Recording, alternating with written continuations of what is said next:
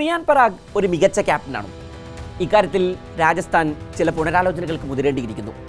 കഴിഞ്ഞ ദിവസം സൺറൈസേഴ്സ് ഹൈദരാബാദിനെതിരായ രാജസ്ഥാന്റെ പരാജയത്തിന് ശേഷം മുൻ ഇന്ത്യൻ താരം വീരേന്ദർ സെവാഗിന്റെ വിമർശനം ഇങ്ങനെയായിരുന്നു: ഹൈദരാബാദിനെതിരെ 8 പേരാണ് രാജസ്ഥാന് വേണ്ടി പന്തെടുത്തത്.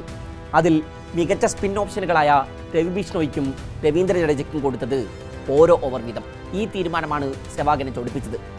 ബിഷ്ണോയ്ക്കും ജഡേജയ്ക്കും പിന്നീട് ഓവർ കൊടുക്കാതിരുന്നത് അവർ തല്ലുവാങ്ങിയതുകൊണ്ടാണ്. ബൗൺസ് ബാക്ക് ചെയ്യാനുള്ള അവസരം കൊടുക്കണമായിരുന്നു. അടികൊണ്ടെന്ന് കരുതി വീണ്ടും പന്തേൽപ്പിക്കാതിരിക്കുന്നത് ശരിയായ തീരുമാനമല്ല. അവരല്ലാതെ നിങ്ങൾക്കാരാണ് വിക്കറ്റ് നേടിത്തരിക? പാർട്ട് ബോളർമാരോ? റിയാൻ പരാഗ് തൻ്റെ ക്യാപ്റ്റൻസിയെക്കുറിച്ച് ചിന്തിക്കേണ്ടിയിരിക്കുന്നു.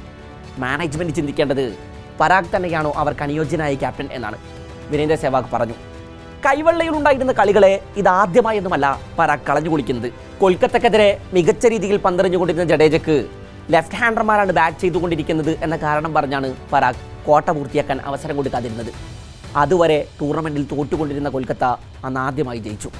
3 ഓവർ എറിഞ്ഞ ജഡേജ അന്ന് വെറും 8 റൺസ് മാത്രം വഴങ്ങി 2 വിക്കറ്റ് സ്വന്തമാക്കിയിരുന്നു. എന്നാൽ അതേസമയം ഓഫ് സ്പിന്നറായ പരാഗ് ആ കാരണം കൊണ്ട് മാത്രം ലെഫ്റ്റ് ഹാൻഡർമാർക്കെതിരെ പന്തെടുക്കുന്നത് നമ്മൾ കണ്ടിട്ടുണ്ട്.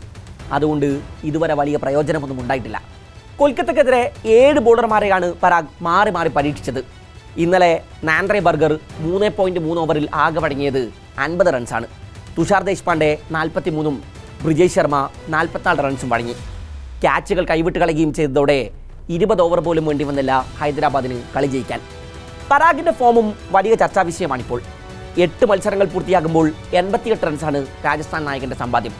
112 സ്ട്രൈക്ക് റേറ്റ്, 12 ബാറ്റിംഗ് ആവറേജ്. ഇന്നലെ 15 ഓവർ കഴിയുമ്പോൾ രാജസ്ഥാൻ്റെ സ്കോർ 180 കടന്നിരുന്നു. നല്ല ഫിനിഷർമാരുണ്ടെങ്കിൽ സ്കോർ 250 കടത്താനാകും. ക്യാപ്റ്റൻ പരാഗ് അപ്പോൾ ക്രീസിലുണ്ട്. 16ാം ഓവറിൽ പാറ്റ് കമ്മിൻസിന് വിക്കറ്റ് നൽകി പരാഗ് മടങ്ങി. ആകെ അടിച്ചെടുത്തത് 9 പന്തിൽ 7 റൺസ്. ഒറ്റ ബൗണ്ടറി പോലുമില്ല. 10 പന്തിൽ 11 റൺസുമായി ഷിംറോൺ ഹെറ്റ്മയറും ഒരിക്കൽ കൂടി നിരാശപ്പെടുത്തി. ഡൊണോവൻ ഫെറാറയാണ് അവസാന ഘട്ടത്തിൽ ടീം സ്കോർ 200 കടത്തിയത്. ടോപ്പ് ഓർഡർ വീണാൽ രാജസ്ഥാൻ പ്രതിസന്ധി അനുഭവിക്കുന്നത് സമീപകാലത്ത് തന്നെ പലകുറി നമ്മൾ കണ്ടിട്ടുണ്ട്. അത് ആവർത്തിക്കുന്നു. മോശം ഫോം പരാഗിൻ്റെ ക്യാപ്റ്റൻസിയെയും ബാധിക്കുമെന്ന് പറഞ്ഞു വെക്കുന്നുണ്ട് വീരേന്ദർ സെവാഗ്. ഞാനൊരു ക്യാപ്റ്റനാണെന്ന് കരുതുക. എനിക്കധികം റൺ സ്കോർ ചെയ്യാനാകുന്നില്ല. ഉറപ്പായും അതെൻ്റെ ക്യാപ്റ്റൻസിയെയും ബാധിക്കും. വൈഭവിനെ പോലെയുള്ള ജൂനിയർ താരങ്ങൾ മികച്ച ഫോമിൽ കളിക്കുന്നു. നിങ്ങളാണെങ്കിൽ അനുഭവ സമ്പത്തുള്ള സീനിയർ താരമാണ്. ടീമിനായി നിങ്ങൾക്ക് വലിയ സംഭാവനകൾ നൽകാനാകുന്നില്ല. ഈ ചിന്തകളൊക്കെ നിങ്ങളുടെ മനസ്സിലൂടെ കടന്നു വരും, സെവാഗ് പറഞ്ഞു നിർത്തി. ലെഫ്റ്റ് ഹാൻഡർമാർക്കെതിരെ ലെഗ് സ്പിന്നർമാരെ ഉപയോഗിക്കരുത് എന്ന മിത്തിനെ പൊളിച്ച ക്യാപ്റ്റനാണ് രജത് പട്ടീദാർ.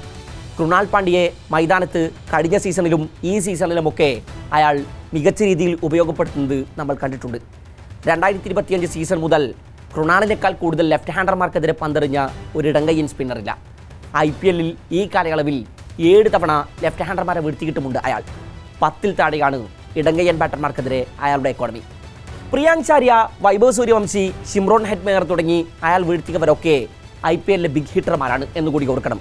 ഈ സീസണിൽ രാജസ്ഥാനെതിരായ മത്സരത്തിൽ വൈഭവിനെയും ഹെറ്റ്മയറിനെയും അടുത്തടുത്ത പന്തുകളിലാണ് കൃണാൽ പുറത്താക്കിയത്.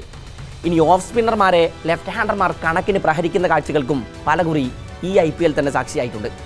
കാര്യങ്ങൾ ഇങ്ങനെയൊക്കെ ആയിരിക്കെയാണ് ജഡേജയെപ്പോലെ ഒരു ബോളറെ പരാഗ് വിശ്വസിക്കാൻ മടിക്കുന്നത്.